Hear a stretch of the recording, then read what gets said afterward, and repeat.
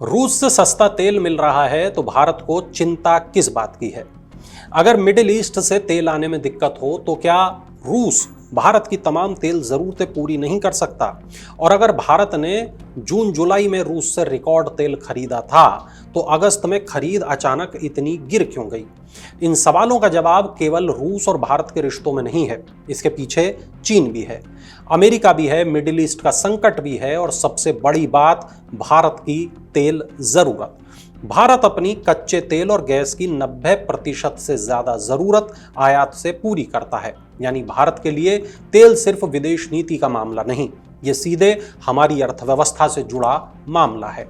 दुनिया में तेल महंगा होता है तो भारत का आयात बिल बढ़ता है, पेट्रोल डीजल पर दबाव बढ़ता है, माल ढुलाई महंगी हो जाती है, महंगाई बढ़ सकती है और इसलिए स्ट्रेट ऑफ हॉर्मुज इतना महत्वपूर्ण है। मिडिल ईस्ट से आने वाले तेल और गैस का बड़ा हिस्सा इसी समुद्री रास्ते से गुजरता है। अगर यहां तनाव बढ़ता है या जहाजों की आवाजाही प्रभावित होती है तो भारत की सप्लाई पर सीधा असर पड़ सकता है। भारत के पास तेल का रणनीतिक भंडार जरूर है, लेकिन भंडार किसी लंबे संकट का स्थायी इलाज नहीं है। खासकर एलपीजी में परेशानी ज्यादा हो सकती है क्योंकि उसके लिए अलग स्टोरेज और सप्लाई सिस्टम भी चाहिए। और ऐसे में सवाल ये उठता है कि मिडिल ईस्ट में परेशानी हो तो भारत के पास क्या विकल्प हैं? एक बड़ा विकल्प है रूस, और इस साल यही देखने को मिला। साल की शुरुआत में भारत रूस से करीब 10 लाख बैरल प्रतिदिन तेल खरीदने के स्तर तक आ गया था और इसकी एक बड़ी वजह अमेरिकी दबाव था। पश्चिमी प्रतिबंधों को लेकर भी भारतीय रिफाइनरियां सावधान थीं। अमेरिका चाहता था कि भारत रूस से जो खरीद है उसको कम करे और दूसरे देशों से ज्यादा तेल खरीदे, लेकिन कुछ समय के बाद हालात बदल गए। प्रतिबंधों में कुछ राहत मिली, भारतीय कंपनियों के लिए रूसी तेल खरीदना आसान हुआ। इसी दौरान खाड़ी में तनाव बढ़ गया और मिडिल ईस्ट से सप्लाई पर खतरा पैदा हुआ। ऐसे समय में भारतीय रिफाइनरियों ने तेजी से अपना क्रूड बास्केट बदल दिया और रूस से अपनी खरीद को बढ़ा लिया। जून और जुलाई में भारत की रूसी तेल खरीद 26 लाख बैरल प्रतिदिन से ऊपर पहुंच गई। जुलाई में तो भारत के कुल कच्चे तेल आयात में रूस की हिस्सेदारी 50% से भी ज्यादा हो गई। यानी विदेश से आने वाले हर 2 बैरल तेल में 1 बैरल रूस से आ रहा था। पहली नजर में भारत के लिए ये अच्छी खबर लगती है। मिडिल ईस्ट में परेशानी आई और भारत ने तेजी से अपनी खरीद दूसरी तरफ मोड़ दी। भारतीय रिफाइनरियों ने यह दिखाया कि जरूरत पड़ने पर तेजी से अपना क्रूड बास्केट बदला जा सकता है, लेकिन फिर अगस्त आ गया। रूस से भारत की जो खरीद है करीब 18.7 लाख बैरल प्रतिदिन रहने का अनुमान सामने आया, यानी जून जुलाई के मुकाबले बड़ी गिरावट। आखिर ऐसा क्या हुआ? यहां कहानी में आता है चीन को भी मिडिल ईस्ट से मिलने वाली जो सप्लाई है उसमें कुछ परेशानी हुई, इसलिए चीनी रिफाइनरियों ने भी रूसी तेल की तरफ ज्यादा जोर लगाया। अब तक भारत और चीन रूस से अलग अलग तरह का तेल ज्यादा खरीदते थे। चीन रूस के पूर्वी हिस्से से आने वाला ईएसपीओ क्रूड ज्यादा लेता था और भारत रूस के यूरोपीय बंदरगाहों से आने वाला यूराल्स क्रूड ज्यादा खरीदता था। इसलिए दोनों के बीच सीधी टक्कर सीमित थी। लेकिन अगस्त में तस्वीर बदलने लगी।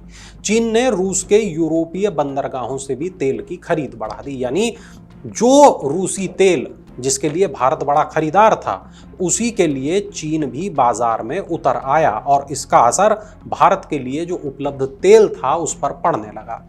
अब इससे एक महत्वपूर्ण बात सामने आती है। रूस भारत के लिए बड़ा और महत्वपूर्ण सप्लायर है, लेकिन दुनिया के किसी भी बड़े सप्लायर से अतिरिक्त तेल की उपलब्धता हमेशा तय नहीं होती। मांग बढ़ने पर उसी तेल के लिए दूसरे खरीदार भी मुकाबले में आ जाते हैं और जब एक ही रूसी तेल के लिए भारत और चीन दोनों की मांग बढ़ेगी तो मामला केवल सप्लाई का नहीं रहेगा, कीमत बदल सकती है। भारत के लिए रूसी तेल का सबसे बड़ा फायदा उसका डिस्काउंट रहा है। साल की शुरुआत में रूसी क्रूड कुछ खाड़ी के देशों के तेल के मुकाबले करीब 9 से $10 प्रति बैरल सस्ता था। यही सस्ता तेल भारतीय रिफाइनरियों के लिए रूस को आकर्षक बनाता है, लेकिन अगर एक ही रूसी तेल के लिए भारत और चीन दोनों ज्यादा कीमत देने को तैयार हों तो रूसी कंपनियों पर पहले जितना बड़ा डिस्काउंट देने का दबाव दबाव कम हो सकता है, यानी चीन की मांग बढ़ने पर भारत के लिए उपलब्ध रूसी बैरल घट सकते हैं और डिस्काउंट पर भी दबाव पड़ सकता है। तो क्या इसका मतलब यह है कि भारत को रूस छोड़कर फिर मिडिल ईस्ट पर निर्भर हो जाना चाहिए? नहीं, क्योंकि वहां अपनी परेशानी है। होर्मुज़ का संकट ये दिखा चुका है कि मिडिल ईस्ट पर बहुत ज्यादा निर्भरता कितनी जोखिम भरी हो सकती है। तो क्या अमेरिका और लैटिन अमेरिका इसका जवाब है? वो विकल्प जरूर हैं, लेकिन भारत वहां से भी अपनी खरीद बढ़ा सकता है। वहां से तेल आने में जो दूरी है वो ज्यादा है, ढुलाई महंगी पड़ सकती है, तेल की क्वालिटी अलग हो सकती है और हर भारतीय रिफाइनरी हर तरह के क्रूड को आसानी से इस्तेमाल नहीं कर सकती। और यहीं इस पूरी कहानी का सबसे बड़ा सबक छुपा हुआ है।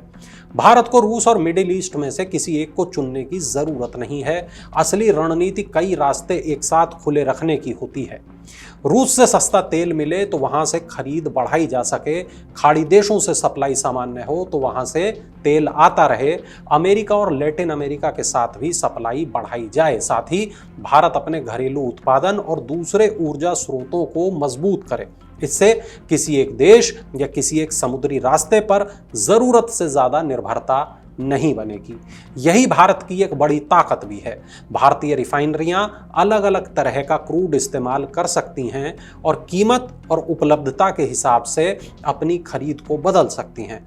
जून जुलाई में रूस से रिकॉर्ड खरीद ने इसी क्षमता को दिखाया। मिडिल ईस्ट से परेशानी बढ़ी तो भारत ने रूस से खरीद बढ़ा दी, लेकिन अगस्त ने यह भी दिखाया कि ग्लोबल तेल मार्केट में परिस्थितियां बहुत तेजी से बदल सकती हैं।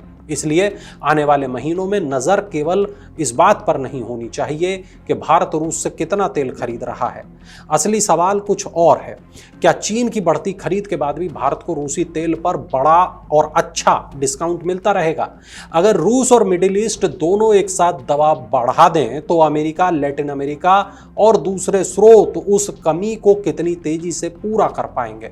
और सबसे बड़ा सवाल, क्या भारत आने वाले सालों में अपना तेल सप्लाई नेटवर्क इतना विविध बना पाएगा कि दुनिया के किसी एक क्षेत्र में अगर संकट आए तो उसका असर भारतीय अर्थव्यवस्था पर सीमित रहे? आपको क्या लगता है? कमेंट सेक्शन में हमें जरूर बताएं।